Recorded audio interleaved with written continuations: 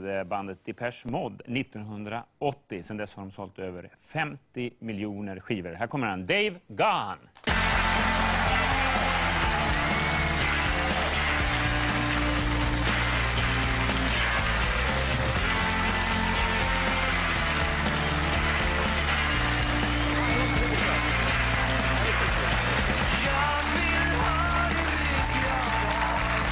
Do you want the carbonated water or the still water?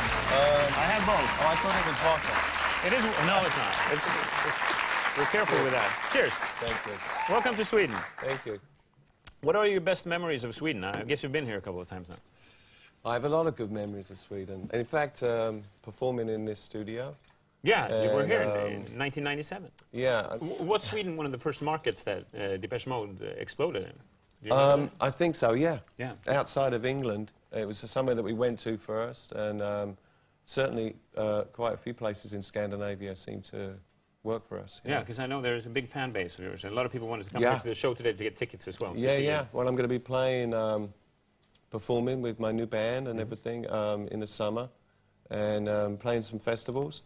Right. And then later in the year, in the autumn, coming back to play again. Well, that's great. Yeah, because you have a solo project going on. That's right. But before we talk about that, let's take a look at what it looked like when you were here in 1997. Oh, good. Do you remember the song you played? Yeah, I think it was It's No Good. That's right, here it comes.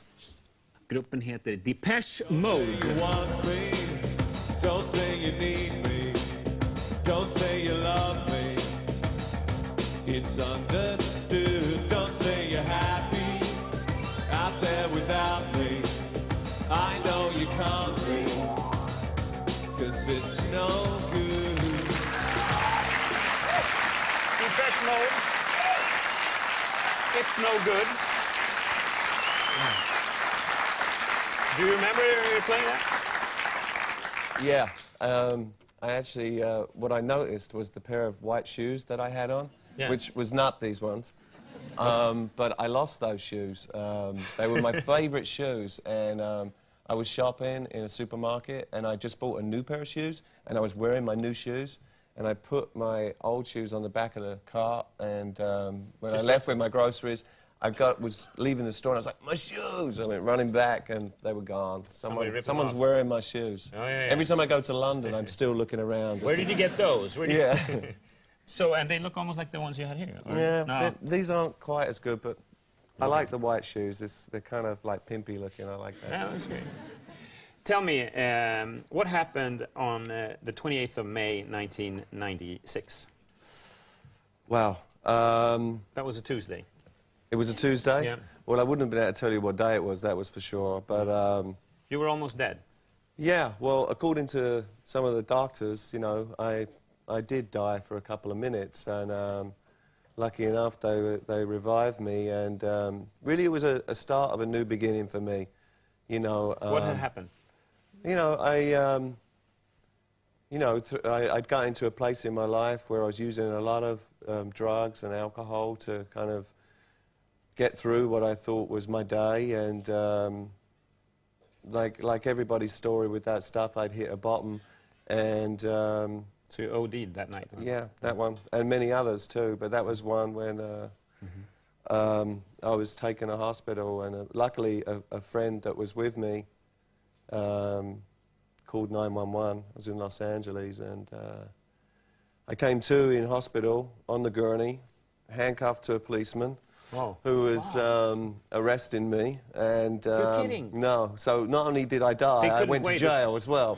All right. You know, and that was not fun in Los Angeles, believe me. But you know, it was kind of the start for me to. I really realized that the way I was, the things I was doing to myself was not working for me, obviously anymore. And what I really felt then, and I remember now very clearly, was that I wanted to live. And so I had to change a lot of my ways, and it took a long time, but, you know... and it worked immediately, or? Well, you know, it's a struggle with that stuff, and especially the drinking, you know. As I'm sure some of you know, we have these crutches in life, and today, I can say honestly, for 7 years now, I haven't had a drink, and well, that's good. there's things in my life that I have today that I mean a lot more to me today than all those things that I thought were really important. You know, I have a wonderful wife and 3 children. A little girl that's waiting for me to come home tomorrow. She's 3 years old, called Stella Rose, and she said to me last night, "Daddy, I'm just waiting for you to come through the door." So, yeah. I have to ask you a question. Why not? What's with the birds? Oh, they're throwing you off? No, I'm just waiting for one of them to take off or something. Oh, no. They're stuffed. Oh, so they're not okay. I just thought they was maybe drunk. No, we've had them No, there are no monsters. We've had them all season, actually, and they'll be back this fall again. Okay. Yeah, so they're symbolizing this is the Swedish coastal countryside. And very nice it is too. Well, thank you. Now you threw me off here. Yeah, because why I'm asking you about this drug. I wasn't really trying to change the subject. But okay. No. Because the new album that has come out, or it's coming out, your new solo, your first solo album. Yeah. Actually. Yeah. Paper Monsters. I could guess that the title has something to do with the drinking and drug using period. Well, really, during the making of the album, I realised that I was working through a lot of my own fears of growing up, of changing, and we can't stop that process. And those are the paper monsters. Right? Yeah, I think in life, quite often, I mean, I do anyway. I sometimes have ideas to do things that I want to do, and before I've even tried to do them, I've kind of like scared myself right out of even attempting it. And what could that be? What kind of things could that be? Anything, anything, to be honest. Like when my kid asks me about, how to do some sums, some math, that's something that I really can't do. So, I have to be honest and say, I don't have a clue. Oh, wow. But, sometimes I get the feeling like I want to, say, well, what you're supposed to do is you do this and you do that, and I don't really know. So that's a great thing to say to a kid, then. I'm sorry, you're smarter I don't than me really on know. this thing. Yeah, I know other things, but you can do this. Well, to be honest, my kids teach me a whole lot about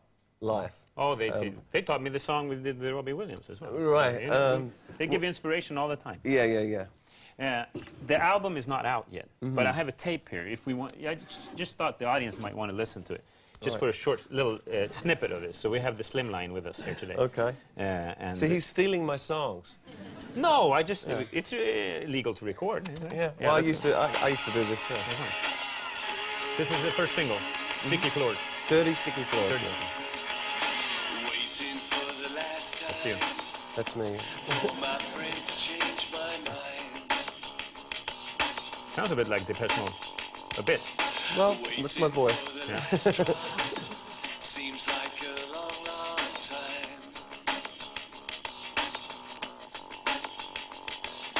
Maybe I should go back Bridge. home. I sit and wait right by the phone, praying off the porcelain throne on my dirty, sticky floor. There you go. Give him a hand.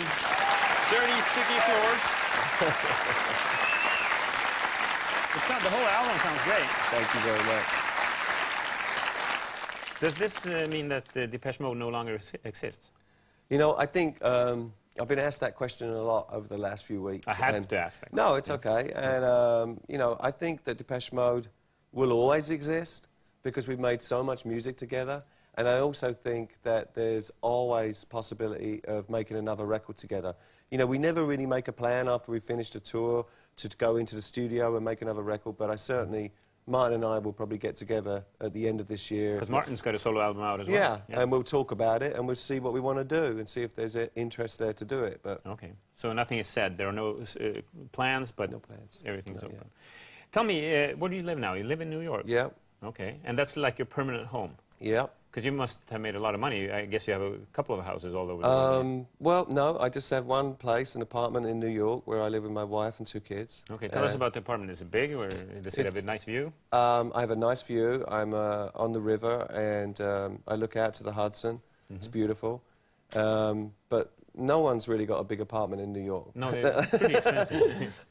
Yeah, for what you get. But it's high up, or? Yeah, I'm pretty high up.